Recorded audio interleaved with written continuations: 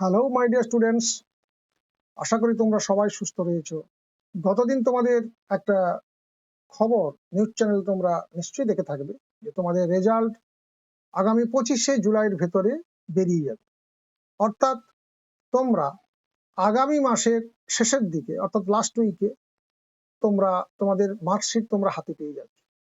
তো এদিক দিয়ে তোমাদের কাছে অবশ্যই এটা একটা সুখবর।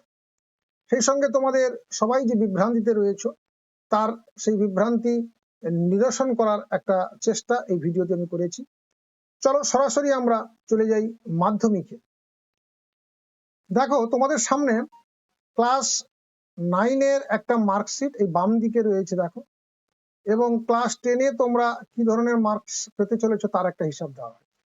একেবারে সবগুলো বিষয় নিয়ে আমি এখানে আলোচনা করছি। মনে করো নবম শ্রেণীতে তোমরা এই ধরনের একটা মার্কস পেয়েছো, রিটিনে 90 মার্কের মধ্যে এই লাইনটাতে যা যা রয়েছে Bengali, English, math, physical science, life science, history এবং জিওগ্রাফিতে এই মার্কগুলো তোমরা রিটিনে পেয়েছো, এবং এই মার্কগুলো তোমরা ওরাল বা ইন্টারনাল অ্যাসেসমেন্টের জন্য তোমরা পেয়েছো। তাহলে তোমাদের এইরকম একটা মার্কস তোমরা টোটাল পেয়েছো, এবং আমরা দেখলাম যে প্রায় 500-র কাছাকাছি মার্কস তোমাদের রয়েছে।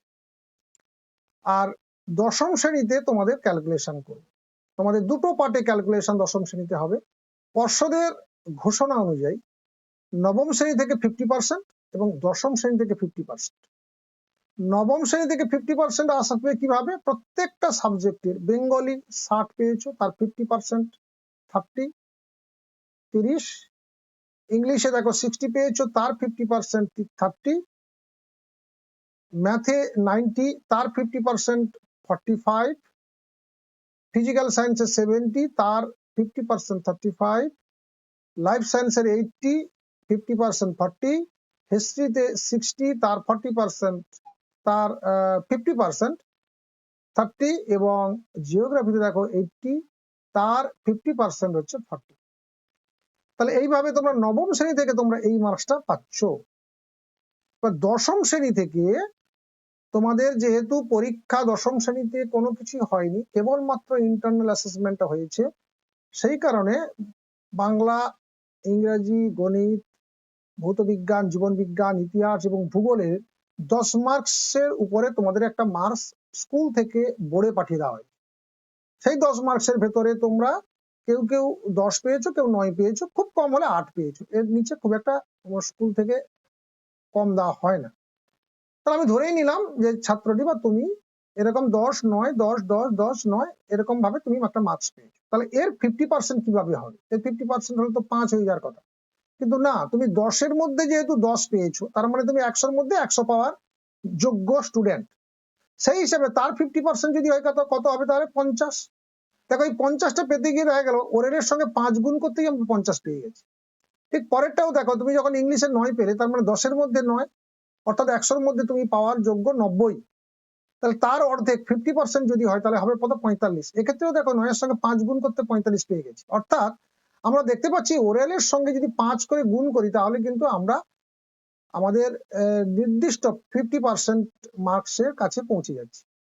সেই জন্য দেখো প্রত্যেকটা ওরালের মার্কসের সঙ্গে আমরা 5 করে গুণ করে দিলে তোমরা এর মার্কসটা জানতে পেরে যাবে। তাহলে এইভাবে তোমরা দশম শ্রেণী থেকে কত করে পাচ্ছ প্রতিটি বিষয়ে সেটা তোমরা জানতে পারবে। এইবারে দেখো দুটো মার্কসের সঙ্গে যোগ করে দাও, নবম এবং দশম শ্রেণীর এই দুটো মার্কস 30 এবং 50, 30 এবং 45, 45 এবং 50, এইভাবে যোগ করে দিলেই আমি সবগুলো বিষয়ের মার্কস পেয়ে যাচ্ছি, এবং টোটালটাও দেখো 590। এক্ষেত্রে অনেকেই একটা প্রশ্ন তুলেছিল, অনেক অভিভাবক কিংবা স্টুডেন্টের কাছ থেকে একটা প্রশ্ন ছিল যে আমরা তো নবম শ্রেণীতে অনেক সময় কম মার্কস দেয় স্কুলে ভালো স্টুডেন্টদের, সেক্ষেত্রে আমরা কিন্তু একটু যেন কম মার্কস পেয়ে যাব, এক্ষেত্রে তাহলে আমাদের তো আমরা বঞ্চিত হলাম। কিন্তু না, দেখো নবম শ্রেণী থেকে 50%-এর যে মার্কসটা তোমাদের কাছে আসছে, তার থেকে দশম শ্রেণীর যে 50% আসছে, এটা একটা বিশাল মার্কস। হ্যাঁ, যাদের ক্ষেত্রে দেখো 10 করে 10-এর 10 তোমাদের যারা ভালো ছিল তাদেরকে 10-এর 10ই দিয়ে দিচ্ছে, সেক্ষেত্রে তোমরা কি হচ্ছে 50 মার্কস এমনিতেই চলে আসছে তোমাদের সাবজেক্ট। এবং যেহেতু তুমি নবম শ্রেণীতে তুমি দেখো সেখানে যে ধরনের রেজাল্ট করেছে সেখান থেকে 50% দেখো ভালো, দেখো নবম শ্রেণীতে তুমি 60 পেয়েছিলে, হ্যাঁ, সেখান থেকে দেখো ওই দুটো মার্কস যোগ হতে দেখো তোমার 80 হয়ে গেছে। ইংলিশে দেখো 60 পেয়েছিলে, কিন্তু এবার দেখো সেটা 75 হয়ে গেছে। ম্যাথমেটিক্সে দেখো 90 পেয়েছিলে, এবার সেটা আরো বেড়ে দেখো 95 হয়ে গেছে। তাই তোমাকে যদি ওখানে একটু কম মার্কস দেওয়াও থাকে, যেহেতু ক্লাস 10 এর উপরে একটা 50% মার্কস দিয়েছে, এই 50%টা মনে হচ্ছে কম, কিন্তু এইটা অ্যাকচুয়ালি এইটাই তোমাকে ব্যালেন্সে নিয়ে চলে যাবে। যে ভালো ছেলে তার ভালো মার্কস থেকে যাবে, যে মাঝারি তার মোটামুটি একটু কম মার্ক বা মাঝারি মানের মার্কই আসবে। অতএব এই ব্যাপারে তোমাদের কোনো কষ্ট পাওয়া বা তোমরা বঞ্চিত হলে এরকম মনে করার কোনো কারণ নেই। এখন অনেক পদ রয়েছে, এইচএস রয়েছে তোমাদের সামনে, যেটা খুব কঠিন লড়াই। সেই লড়াইয়ের জন্য তোমরা প্রস্তুত হও, ইতিমধ্যেই প্রস্তুত হওয়া অনেকে শুরু করে দিয়েছো। তোমাদের জন্য শুভেচ্ছা রইল, এবং অবশ্যই তোমাদের আগামী দিনে তোমরা সাফল্য লাভ করো এই প্রত্যাশা রেখে আমরা এবারে এইচএস এর কাউন্ট মার্কসটা কিভাবে ক্যালকুলেট হলো সেটা দেখে নিই। আমি যদিও গতদিন একটা ভিডিও আমি পোস্ট করেছিলাম, সেখানে সুন্দর করে বুঝিয়ে দিয়েছিলাম, তাতে অনেকেই বুঝেছে, আবার কয়েকজন ছাত্র একটু লিখেছে, ফোন করেছিলেন যে আমরা ঠিক বুঝতে পারছি না, অনেক বিষয়গুলো তো অনেক মার্কস থাকে, বিভিন্ন রকম মার্কস আছে, তো সেক্ষেত্রে আমরা কি করব। তো সেক্ষেত্রে ওই জন্য আজকে কি করেছি, আমি একেবারে সরাসরি সবগুলো বিষয়ের উপরে একটা পরিষ্কার ধারণা তোমাদের দেওয়ার চেষ্টা করেছি, যাতে তোমরা ওই একই মার্ক ডিভিশনের উপরে আর্টসেও মার্কস রয়েছে এবং বিজ্ঞানে তো সবগুলো প্রায় দিয়ে দিলাম, তাহলে সেক্ষেত্রে তোমরা যারা আর্টসের ছাত্র তাদেরও তোমাদের বুঝতে আর অসুবিধা হবে। আমরা গতদিন দেখেছিলাম যে একটা ক্যালকুলেশন করে দিয়েছে সংসদ থেকে, আমরা সেই এক্সাম্পল ধরে গতকালই এগিয়েছিলাম, যে দেখলাম যে 2019 সালের মাধ্যমিক পরীক্ষা যে 4টি বিষয় সর্বোচ্চ নাম্বার পেয়েছে বা পেয়েছো, তার উপর একটা 40% ওয়েটেজ দেওয়া হবে বলে ঘোষণা করেছে, এবং 2020 সালে একাদশ শ্রেণীর পরীক্ষায় নাম্বার যেটা পেয়েছো তার উপর একটা 60% ওয়েটেজ দেওয়া হবে বলে ঘোষণা করলো। এখন যদি হিসাবে চলে যাই বা ক্যালকুলেশন করতে যাই, একটা এক্সাম্পল গতকালই আমার গত ভিডিওতে রেখেছিলাম, সেই এক্সাম্পলটাকে ধরে এবারে একেবারে পুরো সবকটা সাবজেক্ট নিয়ে আমি আলোচনা করে দেবো, যাতে তোমাদের কনসেপশন একেবারে ক্লিয়ার হয়ে যায়। কোনো একজন ছাত্র 2019 সালে অর্থাৎ মাধ্যমিকে যে 4টা বিষয়ে সর্বোচ্চ নাম্বার পেয়েছিল তার যোগফল 200, এবং 2020 সালে একাদশ শ্রেণীতে ফিজিক্সের থিওরিতে 70-এর মধ্যে 50 পেয়েছে, এবং এই বছর দ্বাদশ শ্রেণীতে যেটা প্র্যাকটিক্যাল পরীক্ষাটা হয়ে গেছে তাতে সে 30-এর মধ্যে 28 পেয়েছে। তাহলে তার মার্কসটা কেমন? এই ছকটা দেখো, একেবারে এই ছকের ভেতরে সমস্ত সায়েন্স সাবজেক্ট গুলো তোমাকে হিসেব করে দিয়েছি, এবং এখান থেকে আর্টসের যে ছাত্ররা তারাও কিন্তু পেয়ে যাবে, কারণ আর্টসের এই mark division Bangla, English, mathematics রয়েছে দেখো 80-20, তাহলে তোমরা এই হিসাবটাও ওখানে পেয়ে যাবে। একই রকম ভাবে তোমরা হিসাবটা করা শুরু করবে। তাহলে এখানে প্রত্যেকটা সাবজেক্ট আমরা হিসাব করে নেব। দেখি, প্রথম একাদশ শ্রেণীতে মনে করো তুমি এই ধরনের একটা মার্কস পেয়েছো, বিজ্ঞান বিভাগে তুমি ছাত্র এবং তুমি এইভাবে মার্কসটা পেয়েছো। তার মধ্যে বাংলা, ইংলিশ, বেঙ্গলি, ইংলিশ এবং ম্যাথমেটিক্স দেখো 80-20 করে মার্কস, অর্থাৎ 80 মার্কের লিখিত এবং 20 মার্কের প্র্যাকটিক্যাল। সঙ্গে সঙ্গে ফিজিক্স, বায়োলজি, কেমিস্ট্রি দেখো 70 মার্কের রিটেন এবং 30 মার্কের প্র্যাকটিক্যাল। তার মধ্যে বাংলা আর ইংলিশে প্রজেক্ট মার্ক, এগুলো প্র্যাকটিক্যাল নেই, 20, 80, 20। তাহলে আমাদের দশম শ্রেণীর মতো মাধ্যমিকের মতো এখানে দুটো নয়, এখানে 3টে পার্ট, 3টে পার্টে আমরা আলাদা আলাদাভাবে মার্ক হিসাব করি। প্রথম পার্টটা মাধ্যমিক থেকে পেয়েছি কত, পরেরটা একাদশ শ্রেণী থেকে, পরেরটা সি, এটা হচ্ছে প্র্যাকটিক্যাল বা প্রজেক্ট মার্ক। এটা অলরেডি এই বছর দশম শ্রেণী জানুয়ারি মাসে তোমাদের পরীক্ষা হয়ে গেছে, তোমরা সেই মার্কসটা তোমাদের স্কুল থেকে সংসদে পাঠিয়ে দেওয়া হয়েছে। তাই এই ক্ষেত্রে আমাদের কিছু করার নেই, এই মার্কসটা সরাসরি তোমাদের ওখানে যোগ হয়ে যাবে। এইবারে আমরা তাহলে দেখব বাংলা থেকে মাধ্যমিকের অংশ হিসাবে আমি কত পাচ্ছি। বাংলা কত মার্কের পরীক্ষা দিয়েছিলাম? 80 মার্ক। 40% মার্ক মাধ্যমিক থেকে আসার পর, তাহলে বাংলার এই 80 মার্কের উপর 40% তুমি যদি পাও তাহলে কত হওয়া উচিত তোমার? 32, 8-4-32 তোমার পাওয়া উচিত ছিল। কিন্তু তুমি যেহেতু বাংলাতে পুরো পাওনি বা মাধ্যমিকেও তুমি 400 মার্কের মধ্যে 400 পাওনি, তাই সেখান থেকে তোমার মার্কসটা আসবে 400-র মধ্যে তুমি 200 পেয়েছো। তোমাকে আমি আগেই দেখালাম যে এখানে 4টি বিষয়ের মধ্যে টোটাল পেয়েছো 200 মার্ক, তাহলে 400 মার্কের মধ্যে তুমি 200 পেয়েছো, সেটাই এখানে লিখেছি। দেখো 400 মার্কের মধ্যে 200 পেলে 32-এর মধ্যে কত, দেখো কত 16। একইভাবে ইংলিশ এবং ম্যাথমেটিক্স দুটো হিসাব হয়ে যাবে, দুটোতেই 16 করে হবে। কিন্তু ফিজিক্স, বায়োলজি, কেমিস্ট্রির ক্ষেত্রে মাধ্যমিকে দেখো এই মার্কটা চেঞ্জ হয়ে গেছে। কেন? ফিজিক্স আমি 70 মার্কের রিটেন পরীক্ষা দিয়েছি, আর 70 মার্কের যেহেতু রিটেন পরীক্ষা আমি দিয়েছি, সেই কারণে তার 40% মাধ্যমিকের অংশ হিসাবে মানে 28 পাওয়ার কথা আমার। কিন্তু সেই একই রেশিওতে পাবো 400-র মধ্যে 200 পেলে 28-এর মধ্যে কত, সেখানে পেলাম কত 14। বায়ো এবং কেমিস্ট্রি তো একই হিসাবে হবে 14 করে, কারণ দুটোই হচ্ছে 70 করে, টোটাল মিটিং হচ্ছে 70।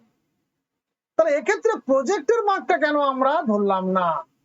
কারণ প্রজেক্টের মার্কটা কেন বাদ দিলাম না, এইটা আমরা টোটালি বাদ দিয়ে দিয়েছি, কারণ প্র্যাকটিক্যাল বা প্রজেক্টের পরীক্ষা অলরেডি হয়ে গেছে, তাই এটার ব্যাপারে আর সংসদ মাথা ঘামায়নি, যেহেতু এই মার্কসটা তারা পেয়ে গেছে স্কুল থেকে বা তোমাদের দেওয়া পরীক্ষা থেকেই এই মার্কসটা পেয়ে গেছে। তো স্বাভাবিক কারণে প্রজেক্ট নিয়ে আর কোনো মাথা ঘামিয়ে লাভ নেই। এবারে চলে আসবো আমরা একাদশ শ্রেণীতে। একাদশ শ্রেণীতে এসে দেখবো আমরা সেই একইভাবে, দেখো 80 মার্কের বাংলা পরীক্ষা দিয়েছি, রিটেন পরীক্ষা, আর এখানেও আমি রিটেনের মার্ক ক্যালকুলেট করতে বসছি। তাহলে 80 মার্কের মধ্যে 60% আমার একাদশ শ্রেণী থেকে আসার কথা। এই যে 60% দেখতে পাচ্ছ, এটা আসার কথা একাদশ শ্রেণী থেকে। তাহলে 80-র মধ্যে 80 মার্কের 60% মানে 48 তোমার অ্যাকচুয়ালি আসার কথা, কিন্তু আসবে কত না, তুমি 80-র মধ্যে পেয়েছো কত 50। এই জন্য 80-র মধ্যে 50 পেলে 48-এ কত হিসাব করলে পাচ্ছি আমরা 30। একইভাবে ইংলিশ ম্যাথ যেহেতু 80 মার্কের মধ্যে 50 করে 50 পেয়েছো, তাহলে সেটার ক্ষেত্রে একই হবে। কিন্তু ম্যাথে দেখো তুমি 60 পেয়ে গেছো, তাহলে এক্ষেত্রে একই থিওরিটা একই। 48 গুণিতক 80-র মধ্যে 60, 48-এর মধ্যে কত, সেই হিসাবে 48 গুণিতক 60 ভাজিত 80 সমান হচ্ছে 36। তাহলে এখানে একটু মাত্রা বাড়লো। একইভাবে ফিজিক্স, বায়োলজি এবং কেমিস্ট্রির ক্ষেত্রে দেখো 70 মার্কের পরীক্ষা দিয়েছি, তাহলে 70 মার্কে যদি পরীক্ষা দেই, তাহলে 7 6 42 পাওয়ার কথা 60%, হলে 42 হওয়ার কথা 42।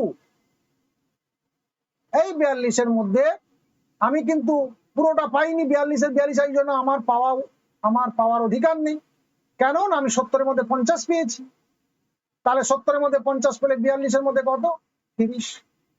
কেমিস্ট্রির মধ্যে 50 পেয়েছি, তাহলে এটাও 30। কিন্তু দেখো বায়োলজিতে পেয়ে গেছি আমি 60, অর্থাৎ বেড়েছে। তাহলে এক্ষেত্রে একই, তাহলে 70-এর মধ্যে 60, 42-এর মধ্যে কত করলে দেখো এখানে একটু মার্কটা বেড়েছে।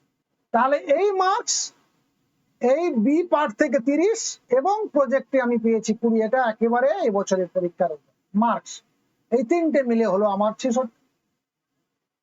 একইভাবে দেখো ইংলিশের ক্ষেত্রে 16, 30 এবং 18, এখানে 64। এইভাবে প্রত্যেকটা তিনটে করে যোগ করলে আমরা যে মার্কস পাবো, সেখান থেকে বেস্ট অফ 5 যোগ করলে যে মার্কসটা হবে সেটাই হচ্ছে তোমার রেজাল্ট। এই হচ্ছে একেবারে সহজ হিসাব। এইরকম 80-র মধ্যে যে যে সাবজেক্ট আছে একইভাবে ক্যালকুলেট করে থাকো। প্রজেক্ট বা প্র্যাকটিক্যাল একাদশ শ্রেণীর এটা ধর্তব্যের মধ্যে আনা যাবে না।